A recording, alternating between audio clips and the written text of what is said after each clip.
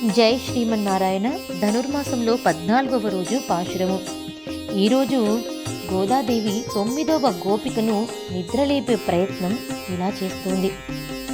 ఉంగళ్ పుళై కడై తోటత్తువావియుల్ செங்கழு நீர்வாய் நெகிழ்ந்து ஆம்பளவாய் கூம்பினகான் செங்கல் பொடி கூரை வேண்பல் தவத்தவர் தங்கள் திருக்கோயில் செங்கிடுவான் போகின்றார் எங்களை முன்னம் எழுப்புவான் வாய்ப்பேசும் நங்காய் எழுந்திராய் நாணாதாய் நாவுடையாய் செங்கோடு செக்கரம் ஏந்தும் தடை கையன் பங்கைய கண்ணானை பாடேலோரெம்பாவாய்.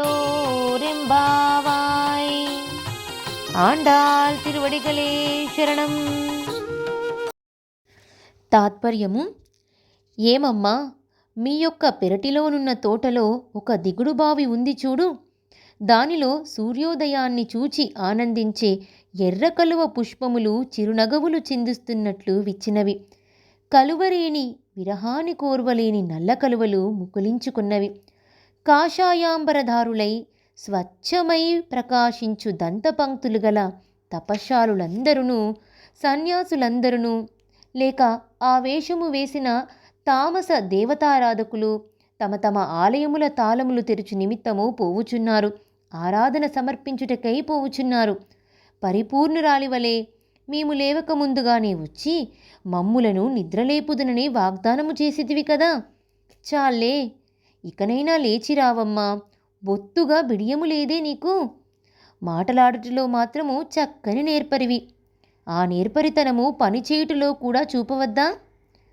శంఖ చక్రాధ్యాయుధములను ధరించినట్టి విశాలమైన శ్రీహస్తము కల పంకజ నేత్రములు కల పుండరీకాక్షిని గూర్చి పాడుకుంటూ పోవుటకు వెంటనే మాతో చేరుమా అని 9వ గోపికను ఆండాళ్ తల్లి నిద్రలేపింది.